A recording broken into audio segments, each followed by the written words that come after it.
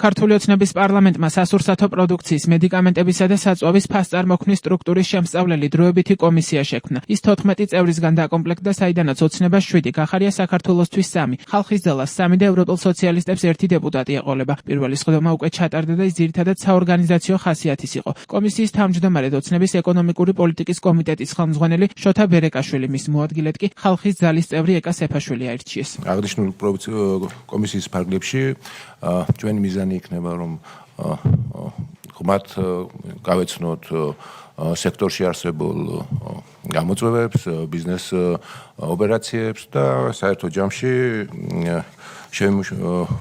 გავარკვიოთ თუ რა პროცესებთან გვაქვს საქმე, როგორ შეიძლება აღნიშნულ სექტორებში პროცესების უკეთესად გამოსწორება მივიღოთ და საბოლოო ჯამში ძალიან მნიშვნელოვანი შედეგი მივიღოთ ჩვენი ქვეყნის მოქალაქეებისთვის. 2025 წლის 24 დეკემბერს ირაკლი კობახიძემ სამომხმარებლო ფასებთან დაკავშირებით ვიდეო მიმართვა გაავრცელა. მისი თქმით, საქართველოში ფასები იმაზე მაღალია, ვიდრე ევროპის ქვეყნებში, რასაც სადისტრიბუციო კომპანიებისა და მარკეტების მაღალი ფასნამატი განაპირობებს, რომელიც კობახიძის თქმით, საქართველოს საზღვრიდან დახლამდე საშუალოდ 86% შეადგენს. კობახიძის თქმით, ჩნდება ეჭვი, რომ ბაზრის მოთამაშეები კარტლური პრინციპით მოქმედებდნენ. ოცნების პრემიერმა მაშინ სამართალდამცავ უწყებებსა და პარლამენტს საკითხის შესწავლისკენ მოუწოდა.